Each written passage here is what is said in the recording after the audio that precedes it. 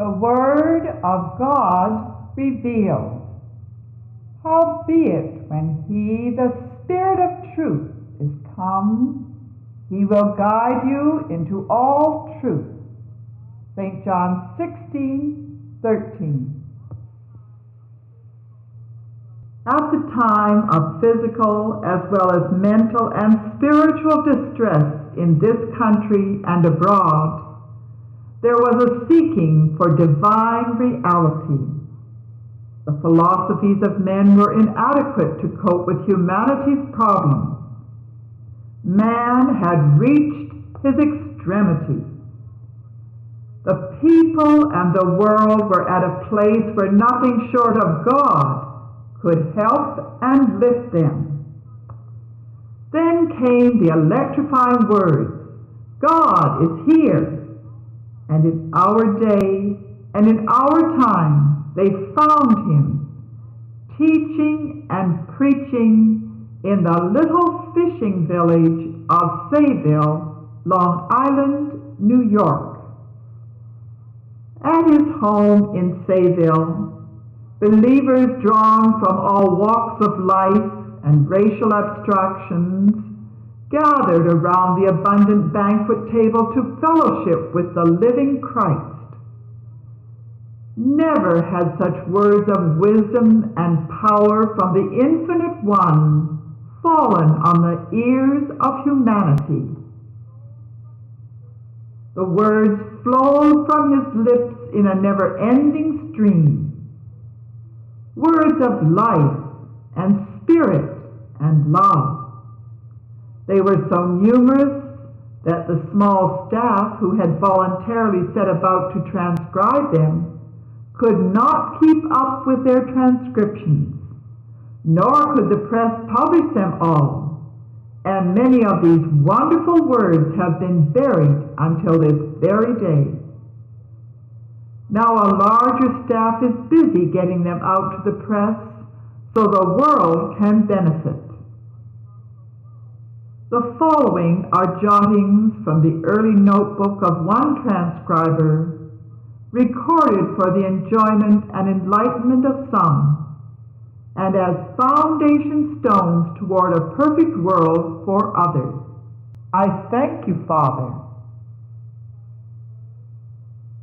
Father Divine's words from the notebook of John Lamb. Installment number 33. Mrs. Marmine visited the kingdom today and gave a testimony in which she used the story of Chanticleer as the illustration of a point she wished to make. Father afterward referred to it as follows. It is wonderful. I was just thinking about the rooster Mrs. Marmine talked about. As she said, every time anything, speaking from a scientific standpoint of view, every time that nature has produced anything and brings it about, the mortal mind will try to stick out its chest and say that it brought it about. So it did bring my thought back to many things that are being brought into expression now. The same as the Federation of Churches and their organizations that are supposedly advocating unity and oneness by bringing about just what the Spirit has brought about. And they see it and know that God has accomplished that.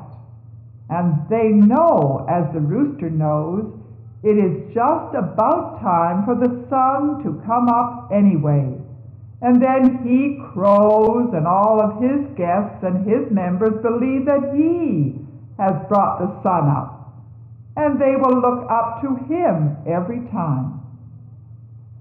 So I think that is a wonderful thought, not only about the sun coming up, but about the sun coming out. When it is cloudy and stormy, and he about knows and sees that the sun is coming out, then he begins to crow and make it appear as though he is a prophet. Makes it appear as though he is bringing the sun out, sure enough. so that is the way it goes. The mortal mind sets itself up with that thought. But I thought so much and so vividly about the federation of churches, when God, through the Spirit, with and without bodies, and through the mind without bodies as flesh, has accomplished it and is bringing it into manifestation. The federation of churches has now, and for a few years, organized themselves to take credit to themselves for bringing all denominations and nations together, when it is nothing less than Christ and nothing more than God. And the time has come when it must be without a body or organization or anything like that. The time has truly come when the Spirit will bring into fruition the conscious realization of this great universal at-one-ment, and it cannot be prohibited. This life and this love that transcends and penetrates all substances and all expressions and manifestations of mankind, those that are and those to come. This Spirit and this life is penetrating both it and them, and will rule in and through them all. For he rules the world with truth and grace. And as Mrs. Marmine said, this is the truth, and this truth will rule the world, and it is ruling the world. For the truth is truly the master of omnipotency and the controller of all of your destinies, yea, even the controller of time. It is wonderful to realize that the truth will fully and wholly set you free, and it has set you free. It is just waiting for you to realize your freedom. Now, do not be as a chicken.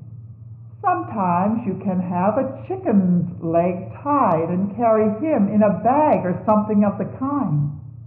And if you let him loose, he thinks he is still tied and will not go because he thinks he is still tied. Christ has fully set you free. But the generality or the majority of humanity, they feel as though they are in bondage to some limited degree of expression in some way or some form or some fashion by some means. They seem to think that they are limited. They think that they are buried or barred. They think that they are tied. They think that they are not free, and free indeed. But you are free if you know the truth, and you are free to enjoy it if you know it, or if you do not know it. The only thing you must needs do is to come to the conscious realization that you are free, and fill your wants. Then, as I say, you will be just as free as a bird to the tree. You will be able to say it just as I say it, if you will take your cross and follow me. It is wonderful. So it is just such a glorious privilege to know that it is true. He that the Son sets free is free indeed, free from the limited expression and interpretations of the mortal version of the human mind, free from all suppositions and beliefs on every side. As I say, because the rooster has crowed once, and the sun did come up soon after, then since that time man has believed that superstition.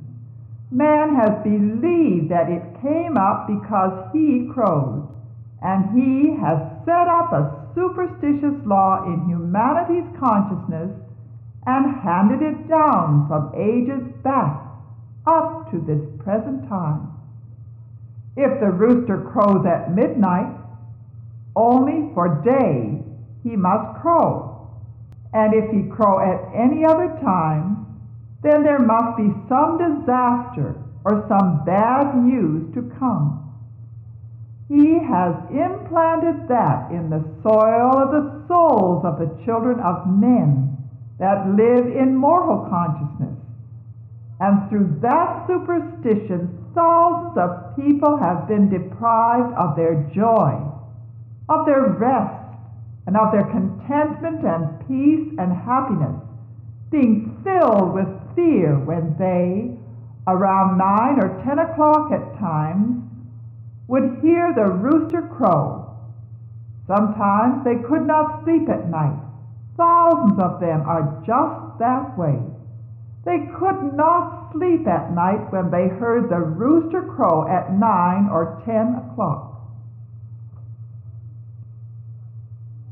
So you see what fear has done, and what confidence in the Almighty can do. All things are according to your faith. And because you believe that something will happen like that, through your superstition, it will bring that into actuality in your lives and manifest it unto others. The chicken can crow all night for all I care. It does not make me think some accident is coming. I don't have to care what he says. I don't believe he makes the sun come up. And I don't believe he makes an accident or makes a fire, even if he crows at 9 or 10 o'clock at night. What do I care? So it is wonderful to get that thought out of your consciousness and rise above superstitions, and you will not be subject to so much heart failure, trouble, and diseases. It is wonderful. Isn't it a wonderful place to be? To be free from all those conditions and free from all such as that superstition. Now from henceforth the rooster will crow when he wants to, but he will not frighten you all, will he? That is a wonderful and a simple subject. It is wonderful, for through that there will be many freed from restless nights, and nights of torture with fear, and fear is torment. And where there is fear, there is torment. And how dreadful you do feel when you think that the house is going to catch fire, or something like that, and you are going to get burned up.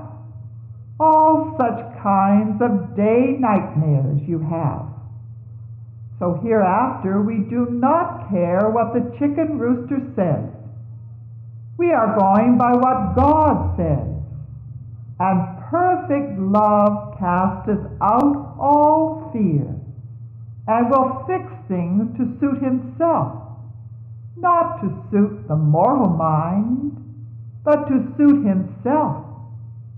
If you have dreamed anything or seen anything, I don't care what you see. It will only be such manifestations or expressions will be produced and brought into my experience as I desire to be brought into my experience.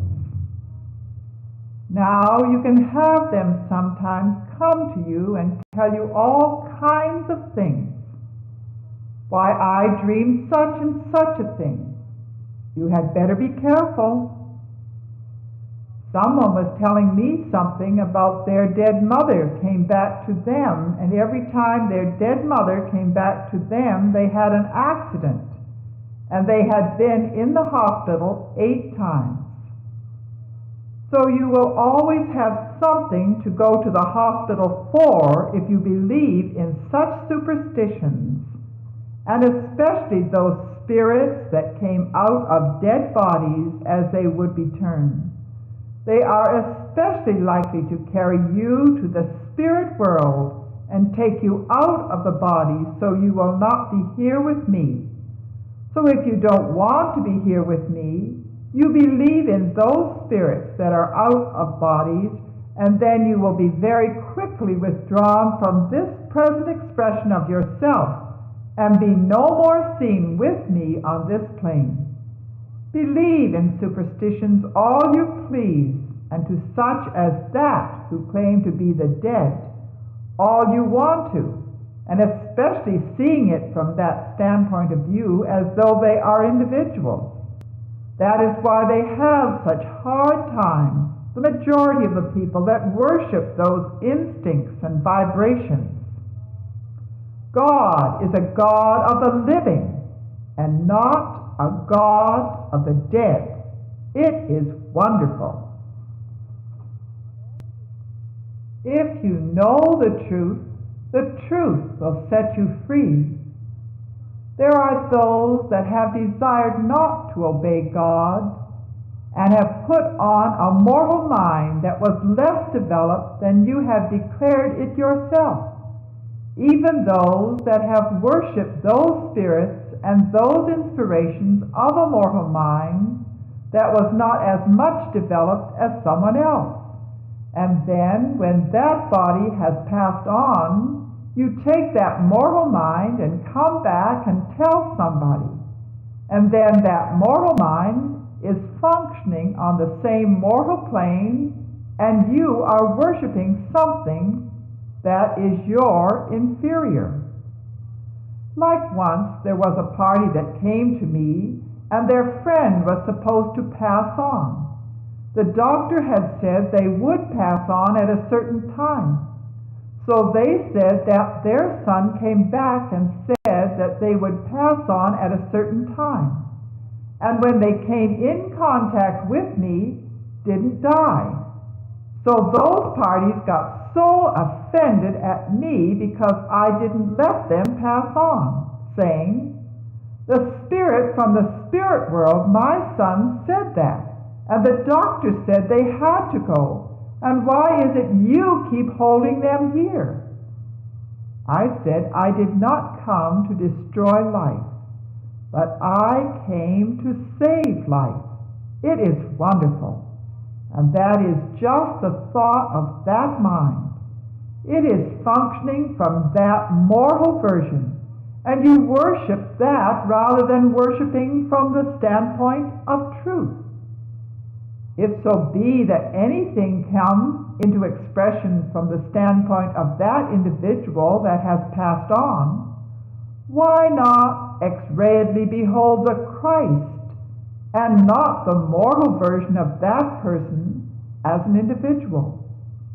Why not purge, or in other words, why not seal that spirit and allow nothing to come in your consciousness and your consideration saving the Christ even from that appearance, and refuse to see the likeness of the individual?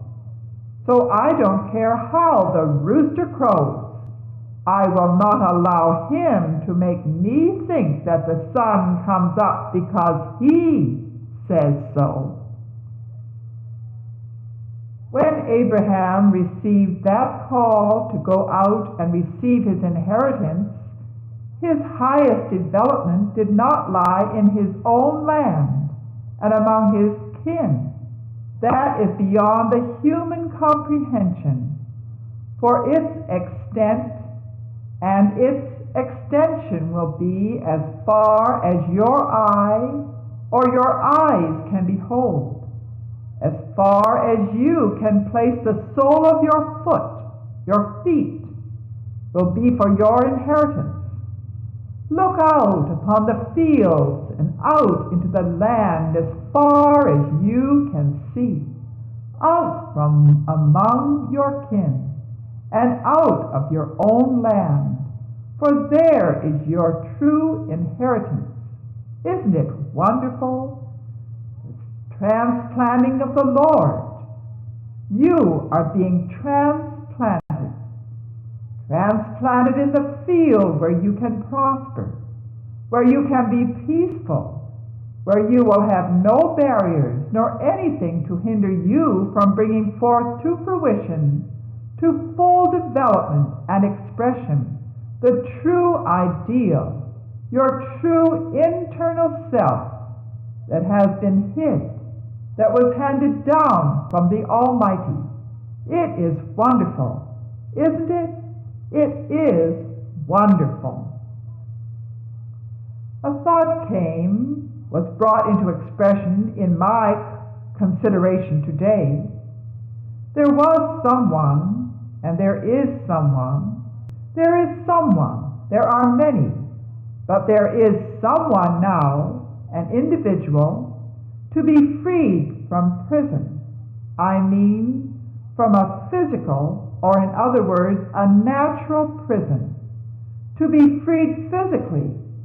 And there is a person that actually expresses the expression of social service work and hospitality, but limited in concept. And it is a matter of impossibility for them to bring forth the Christ to fruition in expression, because they are limited in their concept from the mortal version, and their human mind, according to customs, they are limited. They could not bring forth the Christ. The Christ cannot be developed where there is a barrier, where there is a limitation in consciousness or in activity. If I were limited to one race, one creed, or one color, it would be a matter of impossibility for me to express perfection. That is where they fail. They go to a certain degree, and that is the destination of man. And they do not pass the bounds and barriers of the human concept, of the mortal version of man. And therefore it is impossible to develop the Christ and bring him forth to fruition as long as they are limited to any mortal version. It is true. In the good things of God, this party that I am speaking about has come to her high pitch of development. And because of the moral version of her human mind to understand me, and because of her limited concept of her activities, and because she cannot actually be free, unlimited, and unhampered, and universally extend the unselfish expression of hospitality, sociality, and love and compassion, I say she cannot express the Christ, or manifest him, or bring him into fruition. That is why man has always failed to manifest the Christ, because they had a limited concept of their activities and limited themselves in words, deeds, and in actions, in hospitality, and in their expressions of love through the social activity of their duty. They could not bring forth the Christ to fruition in their lives. They could not be manifestedly the Christ. Isn't it wonderful? The limited concept of things has limited man in the expression of God and of Christ. It is wonderful. When the same seed idea is implanted in the soil of the souls of every living creature in the human race, waiting for development by the actuality of thoughts, words, deeds, in activity towards their fellow man, by expressing the impersonal life, the Christ, and by so eliminating themselves in these expressions of God, of good, they also limit themselves to a certain expression of God, which comes far short of the full development of the manifestation of the Christ, and therefore they are limited, and they fall short of the full glory. If one would knock out every mortal belief out of their system and completely out of their consciousness, and let that light of love and life shine in, and love unselfishly, absolutely unselfishly, without a mortal fear or dread of any mortal human version of what may be surmised or suspected or said concerning themselves or their activities. The Christ is there in the hearts and lives of men, ready to be instantaneously brought forth into fruition in the lives of men. It is not another. He has been there all the time, but the limited concept of the human mind and the concept of your duty, these limited concepts and these vibrations and operations have prohibited the Christ from being brought into fruition in your lives and manifested to the world. There are many that Christ has turned over in and started to rise in them and reign in them as King of kings and Lord of lords. But some mortal version barred him and prohibited him from taking full control and being developed and brought into expression and full fruition.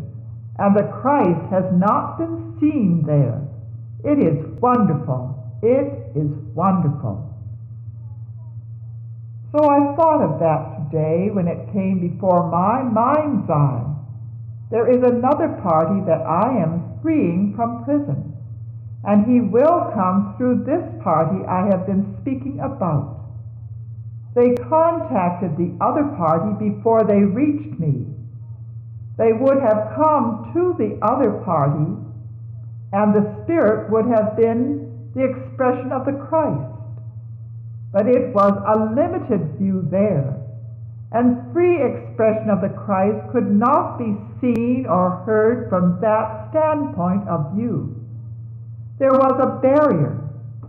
Oh, that men could only know the great significance of self-denial, consecration, and relaxation and sacrifice. It was a story told once about a man, and it said that this man went to a woman's house, an old raggedy man, and asked for something to eat.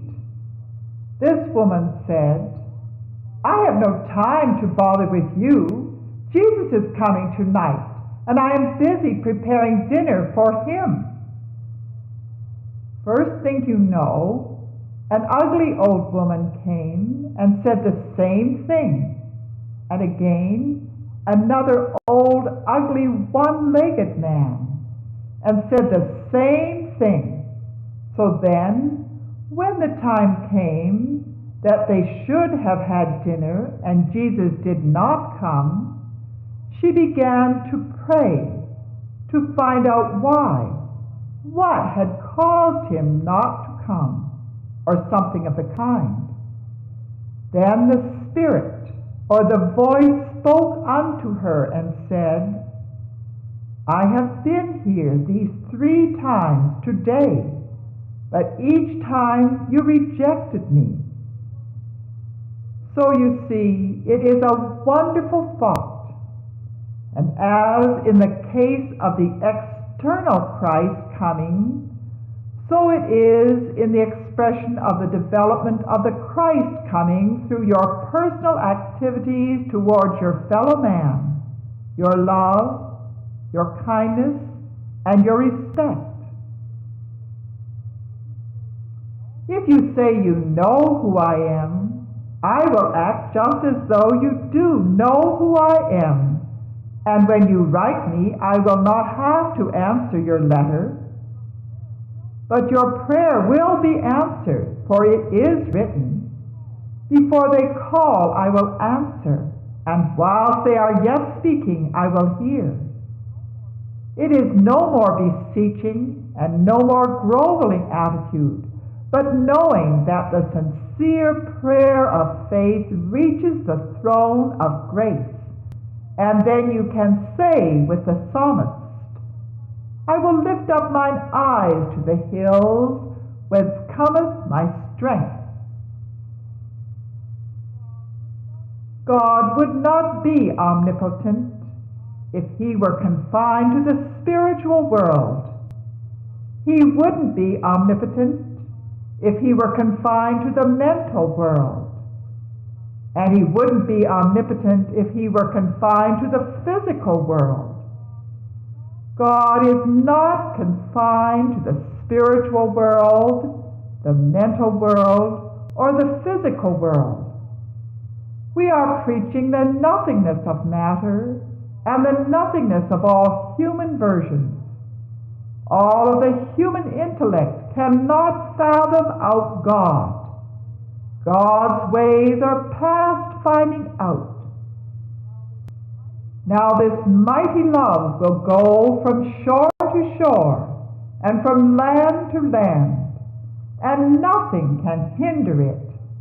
For the abundance of the fullness of the consciousness of good, no space is vacant of the fullness thereof. Therefore, wheresoever your mind can think to go, God is there. Your mind cannot ascend nor descend to any place that God is not. Know ye your God. Again I say, know ye your God, and rejoice and give thanks at the remembrance of his holiness. For it is well worth thinking about the allness of God and the nothingness of matter, or in other words, thinking about the nothingness of the DVL and the allness of God. Now aren't you glad? We can rejoice because we know that we are not merely preaching Christ in words. I know that the Spirit, if it would, it could preach both this letter that has been written by the prophets of old, and could also preach of the new and living epistle that is seen and read of men. It is wonderful. We can preach of the new and living epistle that is seen and read of men. For one says, he will no more write it with pen and ink, and no more on tables of stone, but on the fleshly tablets of the heart, with the Spirit of the living God. Now aren't you glad? I have written a new and living epistle in the hearts and souls of men, and this epistle will live on in transmutation to transmutation, from body to body. It is wonderful. Fear not, little flock, for it is your Father's good pleasure to give you the kingdom. Today, one of the visitors told Father at the table that she had an invitation to attend a very important peace meeting at which some very prominent people would be present, including Dr. Cadman of New York. She thought it would be a good idea to have one of Father's representatives there so that if there was an opportunity, they could speak. Father replied in part, I may go in there in spirit, but I will come out in body. The doors may be shut to me in person, but I will go in spirit and come out in body. I will be there, whether or not. I will raise up one among them, like unto them, and him shall they hear.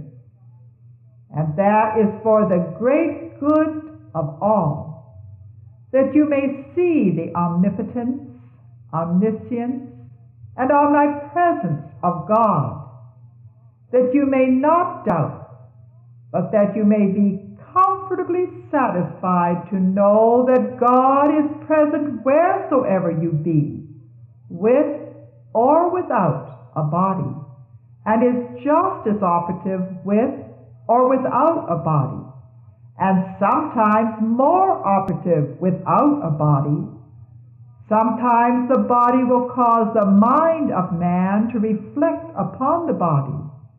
There are some in all parts of the world that say, "I would just like to see you." And I say, if you see me, you may doubt.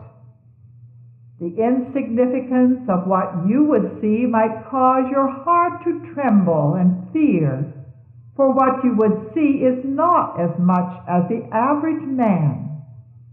That is what I tell them when they call me up from a distance.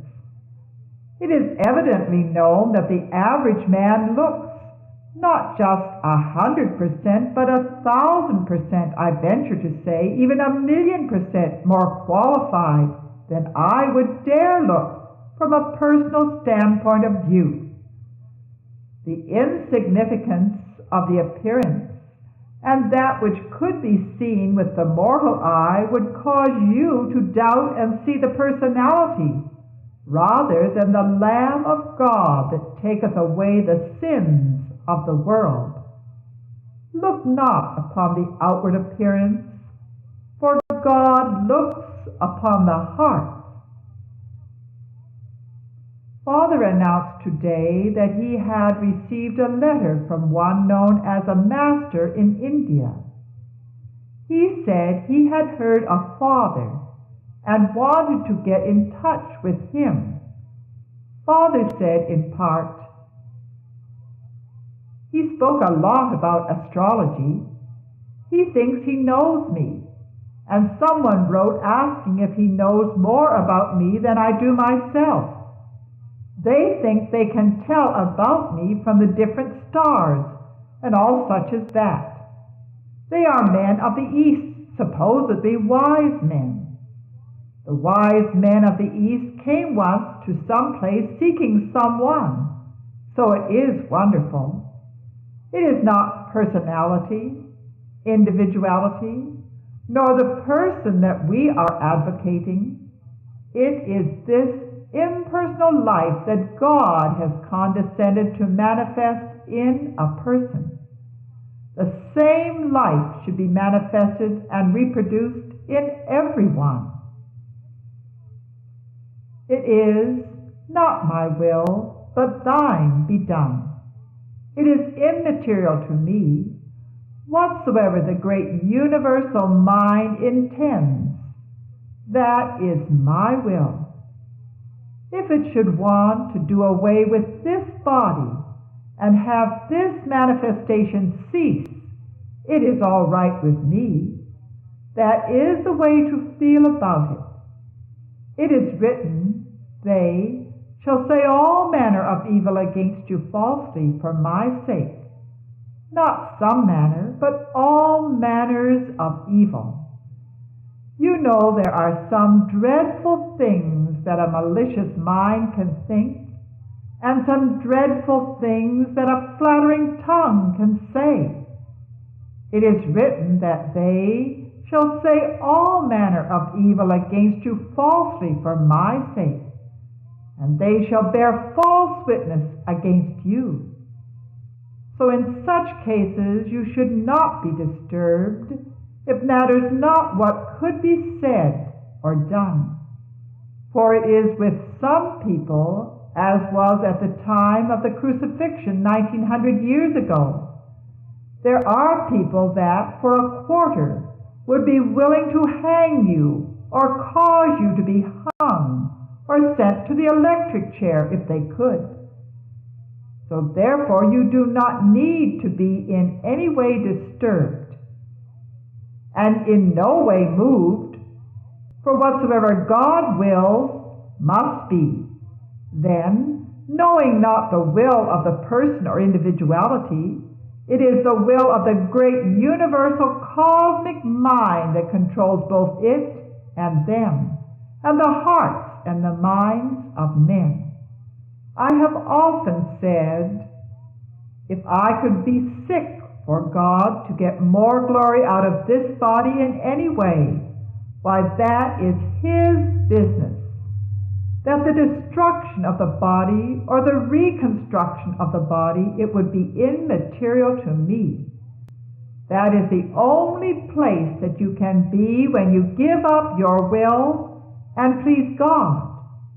When you can say, "Not my will, but thine be done," and mean it with all your heart and all your soul and all your mind, knowing that what God wills is just and right, and no power is given you but that which comes from above, and knowing, according to the Apostles' Creed, as I have quoted to thousands of others, and I again use it unto you, that I may maintain it in my consciousness. When Jesus, the great love master, was supposedly crucified, dead, and buried, he arose on the third day and sat at the right hand of the Father, and from there he was to judge the quick and the dead. When you go before the judge, if it be only in an individual conversation, in any little consideration that you may have, when you say, "Judge, your honor," think not that you are speaking unto man, but realize that you are speaking unto God. For from then on, he was to judge the quick and the dead. As Lawyer Thomas said, it is Christ, the great love master, that will speak and will judge the case, whether it be seemingly good or seemingly evil, to the defense. When you say, "Judge, your honor," and "Gentlemen of the jury," you are speaking as unto men. But not unto men, you are speaking unto God. I ignoringly, X-rayedly behold the Christ in the children of men, to judge both the quick and the dead. If you go to see the coroner, you know this coroner must be a man, but behold the Christ in that name, and see the silence of the man as the man, or as a mortal, and X-rayedly behold the judge, the true judge, that judges the quick and the dead, and that judge will see why that body died, and tell you the cause of death.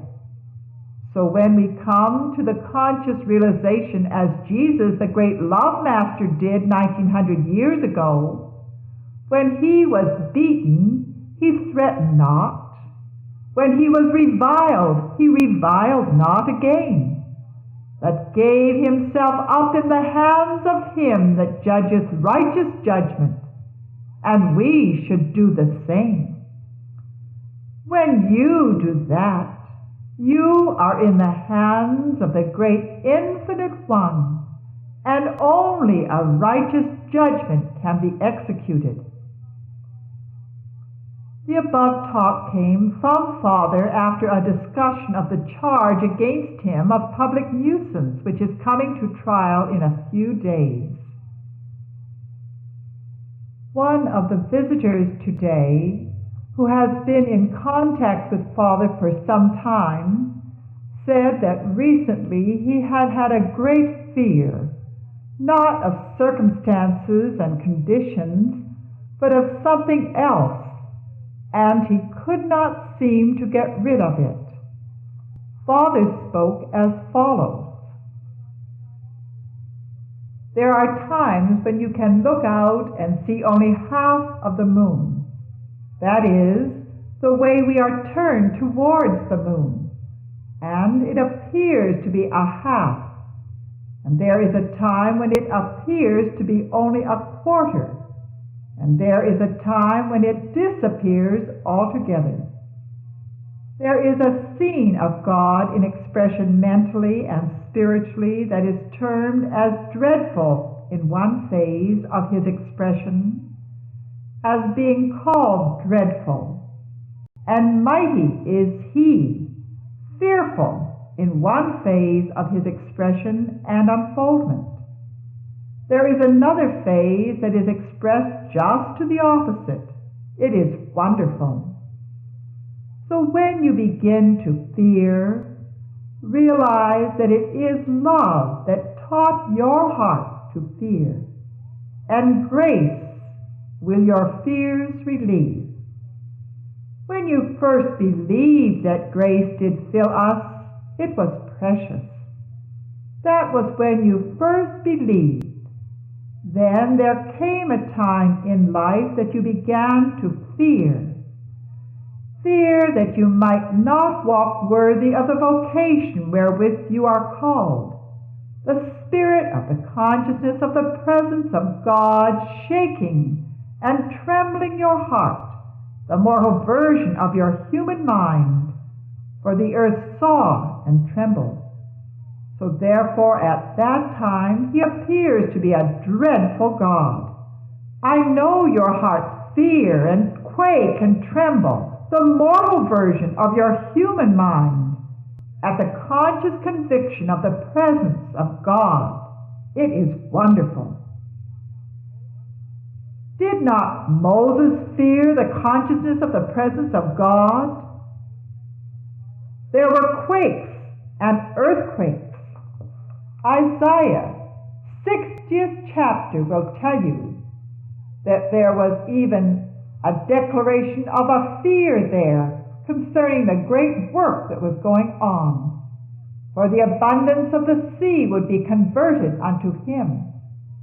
And it appears even this morning that there would be a fear, if there could be fear, when the abundance of the people are converted unto me and come to me by shiploads and carloads and impose themselves upon me and upon this holy name, and bring apparently persecutions and prosecutions and criticisms against the person that bears the name, for the government is upon his shoulders.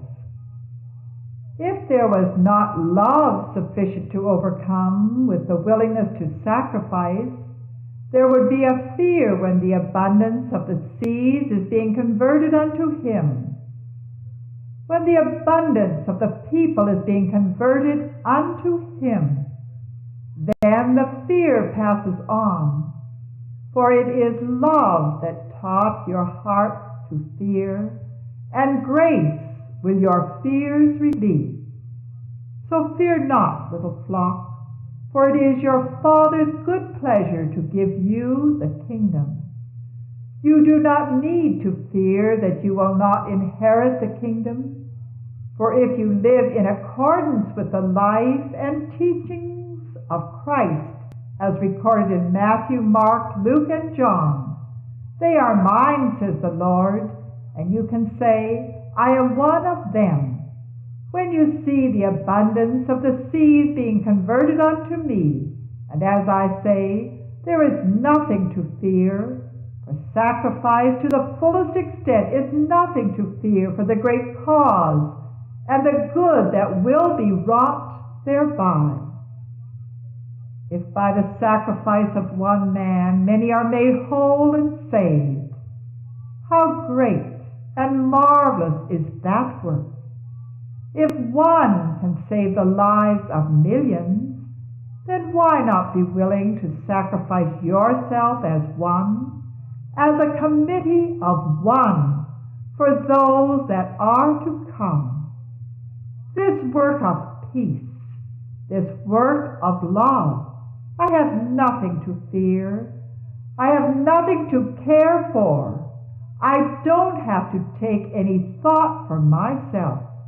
I don't have to take any thought to defend myself in any way. The spirit of the consciousness of the presence of God, the omnipotence and the omniscience of God can defend me if necessary. So I have nothing to fear, and why should I? It is wonderful. If I could, as a person, be executed with all falsehood and all falsity, bearing all kinds of false witnesses against me, why should I care when I know that there are millions saved through the execution, many millions redeemed from all tribulations and trials and persecutions? Why should I care if I, as a sample and as an example, have taken upon myself manifestly your infirmities? I have borne your weaknesses, and I have responsiblated or obligated myself to bear your diseases, persecutions, criticisms, and all of those things.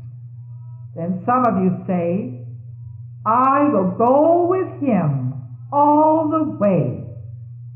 Some of you say, I love you so. Then if you love me, are you willing to suffer the name of blasphemer that I also suffer? But yet I have borne it all, and it is imposed imputedly unto me. It is wonderful. Truly might have one writer said in the inspiration of the Spirit, as was their interpretation of the truth at that time, from the sonship degree of their understanding. And they sang, all on Jesus, I am free. He bore my sickness and my diseases, in his body hung on the cross of Calvary. Now, what I have said unto one, I have said unto all. It is not that I must necessarily have any particular individual private communication with you.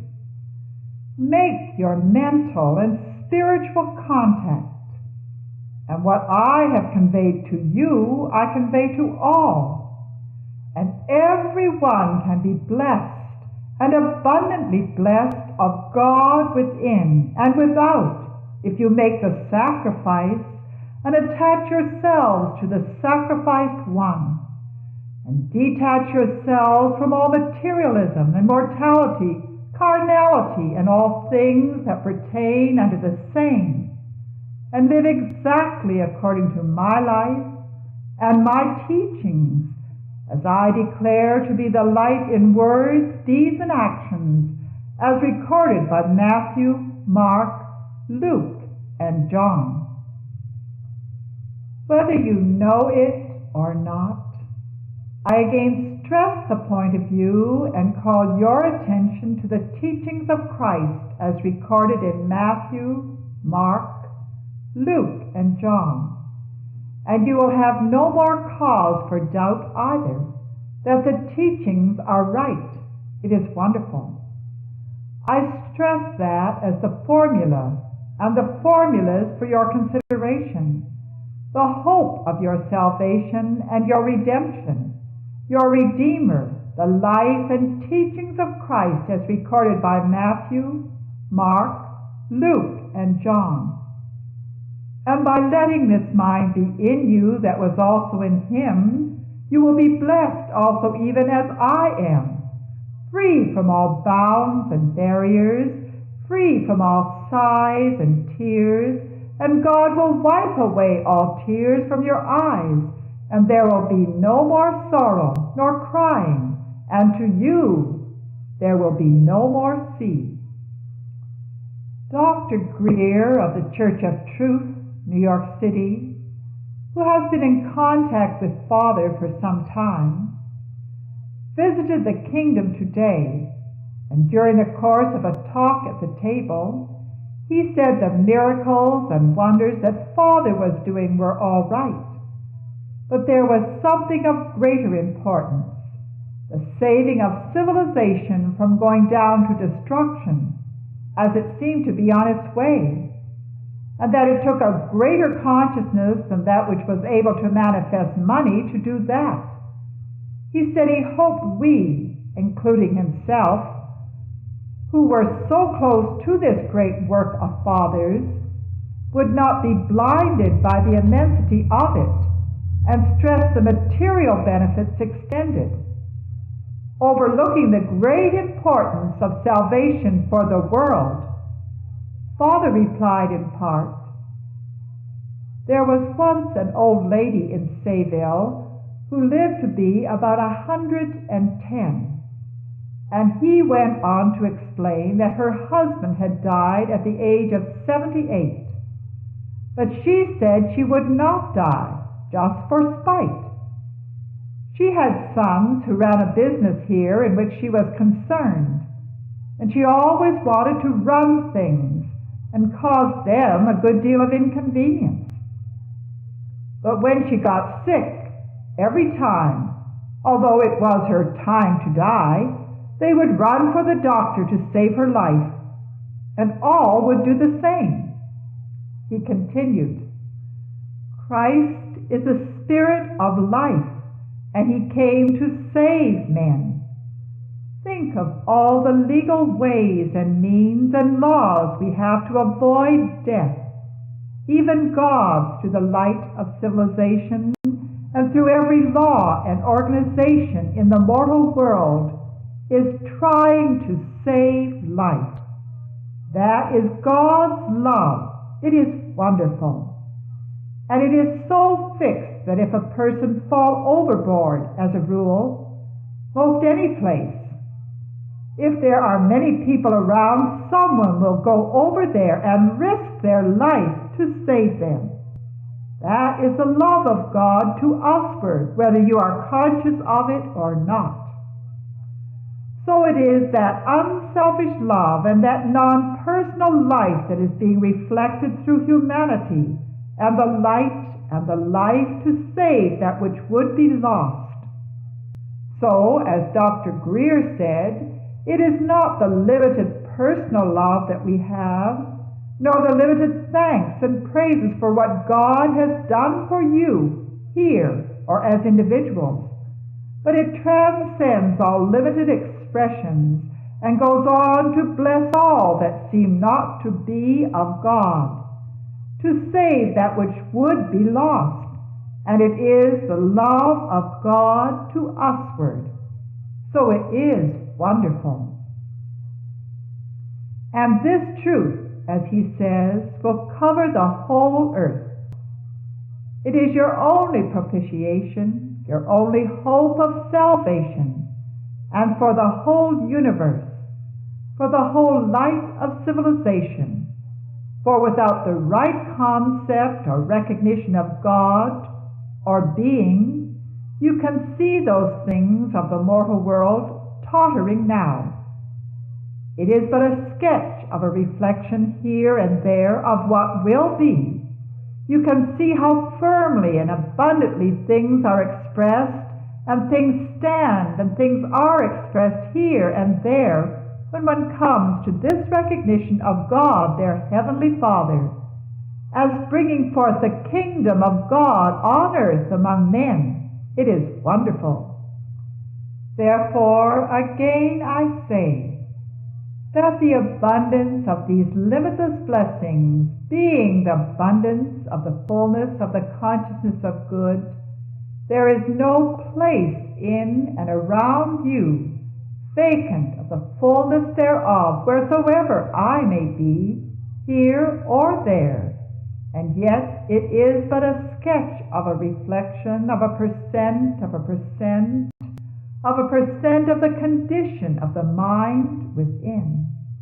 It is but the outpicturing of a sketch of a reflection of a percent of a percent of a percent of the limitless blessings I have in storehouse for the souls of the children of men. Now, do not look at me as you see me with your mortal or human eye, but behold the words that I speak, and behold the impersonal life, incorruptible, undefiled, and that fadeth not away. Yet I am the personal in the impersonal life for the glorification of the world in which I live, and yet not that we will worship the idol, but the ideal. Not that we will visualize the material, but the immaterial. It is wonderful. Not that we will worship the gift, but the giver. Not that we will worship the blessing, but the blesser. Not that I preach or teach the gift, but the giver. Not that I preach or teach the works or demonstrations, but the demonstrator and the creator of both it and them. Not that I teach or preach the inspiration, but the inspirator. And from that view, as Dr. Greer says, we are not looking at just the blessing that we receive as individuals, but the great cause, the blesser, has not confined to the blesser and not confined to the individual. Yet he is not confined to the spirit world, else he would not be omnipresent. You have been taught that the great Creator was confined to the spirit world, humanly speaking. God would not be omniscient. He would not be omnipresent. He would not be omnipotent if he were confined to the spirit world alone.